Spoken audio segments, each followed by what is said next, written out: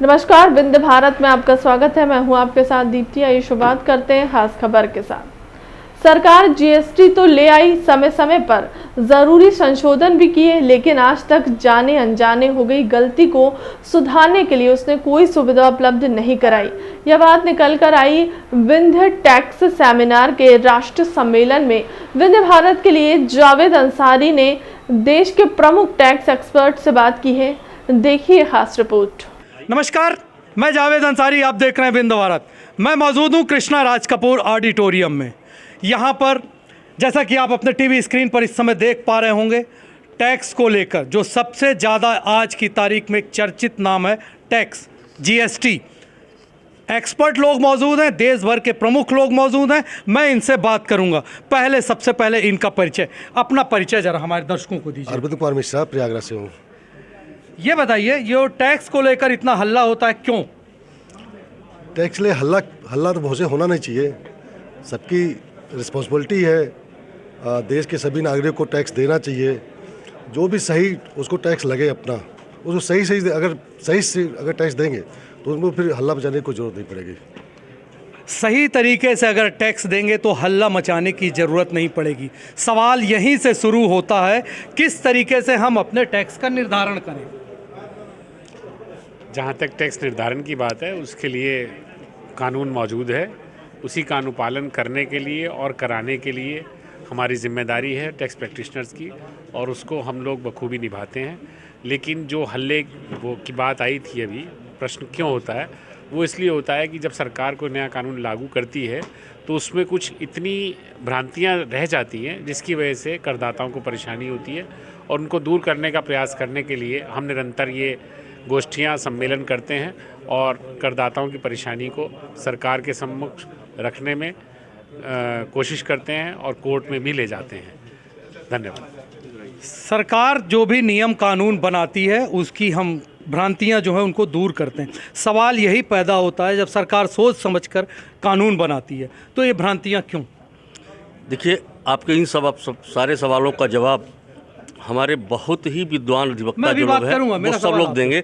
हम तो अभी यहाँ के होस्ट हैं, और हम होस्ट की हैसियत से सिर्फ इस बात के लिए आभारी हैं आप सब के कि आप सब ने अपने कीमती समय में से, इतना कीमती समय कि इनका एक एक सेकंड का कीमती है। ये तो निश्चित रूप से आप रीवा के यहाँ के यूनियन के प्रेसिडेंट हैं, आपको तो आभार प्रकट करना चाहिए। साथ ही रीवा शहर के लिए एक बड़े गौरव का विषय है, एक जटिल सब्जेक्ट को लेकर यहाँ पर मंथन हो रहा है। जिस तरीके से मंथन हो रहा उससे कुछ न कुछ निकल कर जरूर आएगा। जैसे जब समुद्र मथा गया था तो अमृत निकला था। अब सवाल यहाँ पर यह है कि जिस तरीके से आम आदमी जीएसटी और तमाम तरीके की बातचीत आज काफ़ी अरसा हो गया, पहले तो अपना परिचय दीजिएगा, फिर हमारे इस सवाल का जवाब कि अभी तक ये भ्रांतियां दूर क्यों नहीं हो पाई। मैं गणेश पुरोहित हूँ, मध्य प्रदेश हाई कोर्ट का वरिष्ठ अधिवक्ता हूँ और पिछले 50 वर्ष से टैक्स की प्रैक्टिस कर रहा हूँ। देखिए, ये जो जीएसटी का कानून है, इस कानून पे जो कानून को लागू करने के पहले मंथन होना चाहिए था वो नहीं हुआ। कानून को कुछ जल्दबाजी में लागू कर दिया गया। 1 जुलाई 2017 से ये कानून आया। इस कानून के आने के बाद अभी तक करीब 800 से ज़्यादा नोटिफिकेशन आ चुके हैं। वही ये बताते हैं कि कानून की जो जटिलताएं हैं उन पे पूर्ण रूप से विचार नहीं हुआ। फिर जैसे जैसे हम लोगों ने सरकार के सामने अपनी तकलीफ़ों को रखा, तो मैं ये निश्चित रूप से कहूँगा कि सरकार बहुत प्रोएक्टिव थी। सरकार ने बहुत इस संबंध में त्वरित अपनी कार्रवाई की है और नोटिफिकेशंस इशू करके हम लोगों की तकलीफ़ों को दूर किया है। इसमें मैं बीच में रोकूंगा, एक छोटा सा सवाल यहाँ पर पैदा होता। आपने कहा कि सरकार ने उस तरीके से लागू नहीं किया। मुझे अच्छे से याद है, एक वरिष्ठ अधिवक्ता थे जो आज हम लोग के बीच में नहीं है, अरुण जेटली जी, उस समय वित्त मंत्री थे। उनकी टीम ने इसको जीएसटी को लागू किया था, फिर कहाँ चूक हो गई? देखिए, कितना भी विद्वान कानून लिखने वाला व्यक्ति हो, मगर वो सभी परिस्थितियों का विजुलाइजेशन नहीं कर सकता, उसको पूर्वानुभाव नहीं हो सकता। जब हम किसी कानून को लागू करते हैं और उस प्रक्रिया में जब हम जाते हैं, तब हमको पता लगता है कि उस प्रक्रिया को पूरी करने के लिए कहाँ तकलीफ़ आ रही है। तो फिर जब उस तकलीफ़ को हम उनके संज्ञान में लाते हैं तो उसको दूर किया जाता है। तो क्या आप मानते हैं कि अब जीएसटी बेहतर स्थिति में है? निश्चित रूप से बेहतर स्थिति में है, लेकिन अभी भी उसमें तकलीफ़ें हैं। जो तकलीफ़ें धीरे धीरे मैं ऐसी उम्मीद रखता हूँ कि वो दूर होंगी। जैसे आज ही हम लोगों ने विचार किया कि देखिए, हम कोई भी काम करते हैं, गलती होना स्वाभाविक है, उस गलती को सुधारने का अवसर न दिया जाना अस्वाभाविक है। इसलिए हमारी आज भी सरकार से ये अपेक्षा है कि इस जो जीएसटी के रिटर्न्स हैं, इनमें सुधार करने का हमको अवसर मिलना चाहिए, जो कि अभी भी हमको एक आखिरी रिटर्न में हमको वो एक अवसर देते हैं सुधार करने का, लेकिन मैं समझता हूँ कि वो काफ़ी नहीं है। जीएसटी में जिस तरीके से सुधार की आप बात करते हैं, सरकार मौका नहीं देती। हालांकि सरकार ने जब बनाया था नियम तो बहुत सारी अड़चनें थी। अब आपका ये कहना कि जैसे आज आप लोग मंथन कर रहे हैं, गंभीरता से मंथन कर रहे हैं, आपका कहने का मतलब है कि सरकार को मौका देना चाहिए। तो किस तरीके से मौके की बात आप करना चाहते हैं? जैसे हमने कोई रिटर्न हम रिवाइज़ करना चाहते हैं, एक बार हमने रिटर्न अपलोड कर दिया, उसके बाद उसको रिवाइज़ करने का प्रावधान नहीं है, वो प्रावधान आना चाहिए। देखिए, गलती तो संभव है ना, किसी से भी गलती हो सकती है, तो उसको अपना गलती सुधारने का मौका तो मिलना चाहिए था। वो अच्छा, कंप्यूटर से सारा काम करना है, गलती से मेरा एक बटन 0 पे 2 बार दब गया तो 1000 की जगह वो 1 लाख रुपए हो गया, तो उसको 1 लाख को अगर मैं वापस 10,000 या 1000 करना चाहता हूँ तो उसको ठीक करने का मौका तो मिलना चाहिए ना, वो मौका नहीं मिलता है। तो ऐसी गलतियाँ जब होती है तो हमको, व्यापारी को बहुत परेशानी होती है। तो आपने सुना, एक छोटी सी चूक 0, जिसका अगर अकेले लिखा जाए तो कोई महत्व नहीं, अगर कहीं उसको आगे पीछे कर दिया जाए तो उसका इतना महत्व होता है कि एक आम आदमी उसको किसी भी तरीके से अपना नहीं सकता, भुना नहीं सकता। अब क्या और कुछ क्या कहना चाह रहे थे आप?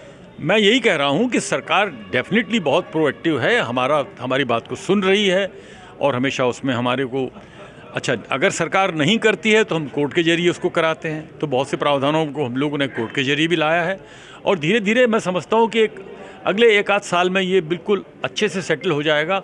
और इसमें ये समझ लीजिए कि ये जो कानून है ये केवल कर की चोरी को रोकने के लिए लाया गया है और धीरे धीरे अब आप जैसे देखते हैं कि ऐसे केसेस भी सामने आए हैं कि लोग 500 करोड़ 2000 करोड़ का टैक्स चोरी कर ली और उनको अरेस्ट किया गया, या माल आया ही नहीं, केवल बिल दे दिया गया और बिल के ऊपर से छूट ले ली गई। अब जैसे आपने ने फास्टैग लागू किया है, इसके बाद टेक्नोलॉजी और लागू होने वाली है, जिससे उनको ये भी पता लग जाएगा कि किस ट्रक में, किस ट्रक नंबर पे कौन सा माल आया, कितना माल आया, उसका वजन क्या है। उस टेक्नोलॉजी को आने में थोड़ा थोड़ा समय लगेगा।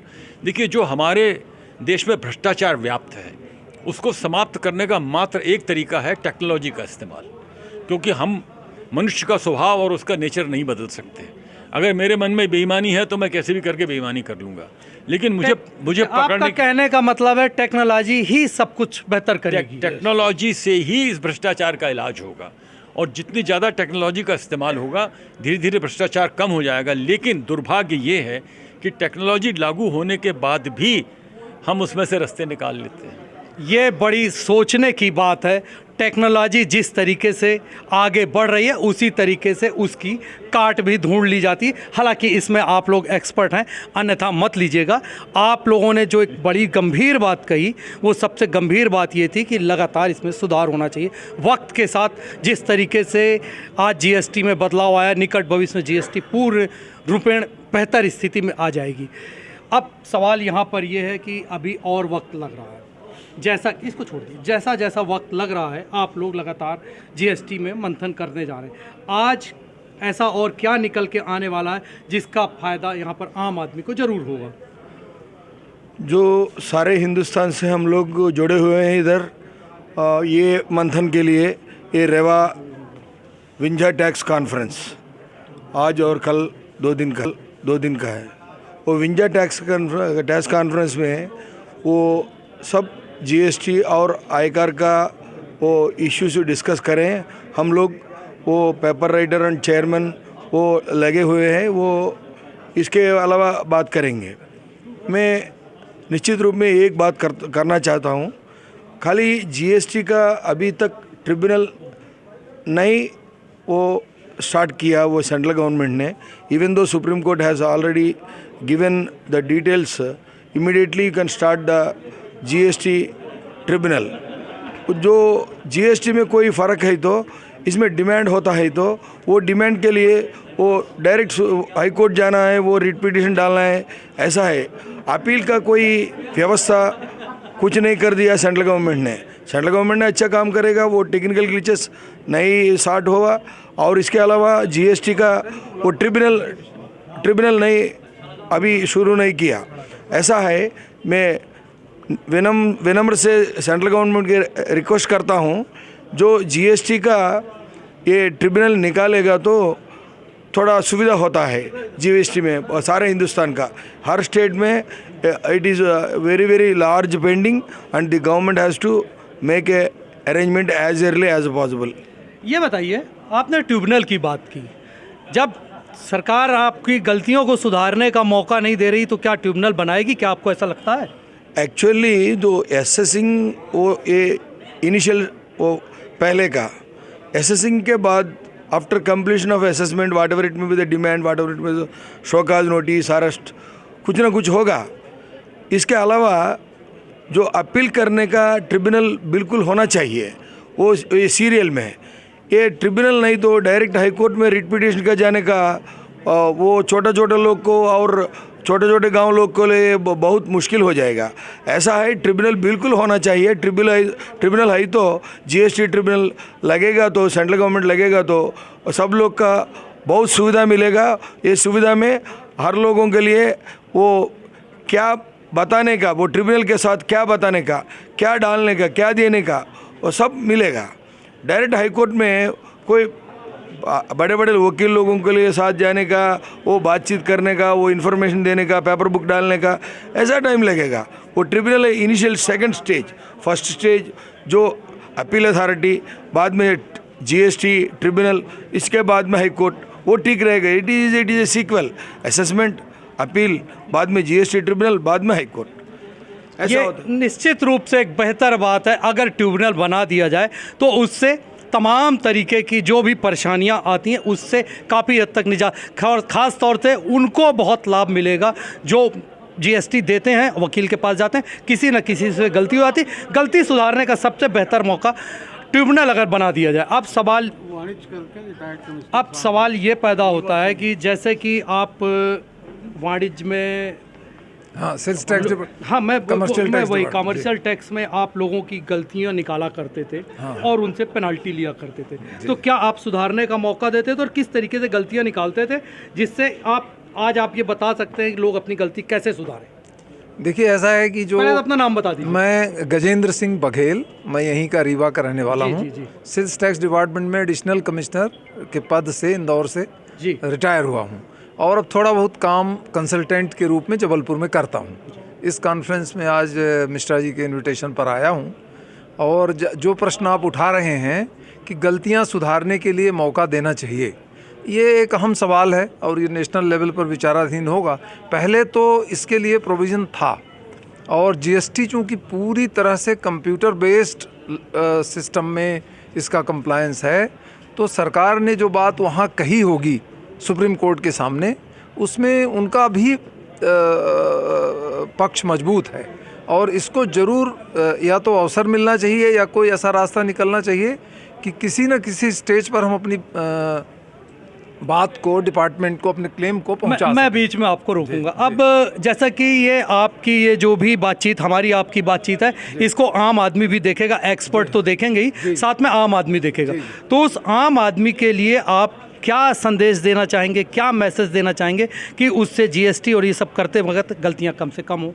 अब आम आदमी यानी आम टैक्स पेयर के लिए मैं सबसे पहले यही कहूँगा कि कोई भी कदम उठाने के पहले अपने कंसल्टेंट से मिलिए, उनसे समझिए और उनसे डिस्कशन करिए। आप यदि कुछ जानते हैं तो अपनी बात भी उनसे कहिए, क्योंकि यदि गलतियां होती हैं तो गलतियों को सुधारना वास्तव में अगले स्टेज में वैसे भी बहुत कठिन होता है।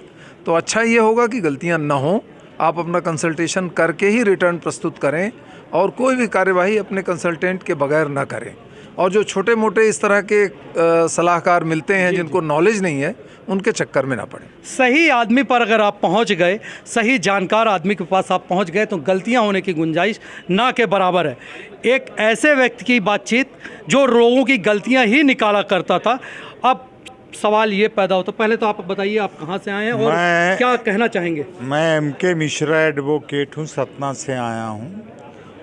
और जैसा बघेल साहब ने कहा कि सबसे बड़ी जीएसटी कानून में जो सबसे बड़ी समस्या आ रही है वो रिटर्न को रिवाइज ना करवाने के लिए जो, और जैसा आज बताया गया कि सुप्रीम कोर्ट ने भी इस निर्णय को, इस सरकार के निर्णय को कन्फर्म कर दिया है, क्योंकि गलती तो किसी से भी हो सकती है, कंसल्टेंट से भी होती है, विभाग के लोगों से होती है।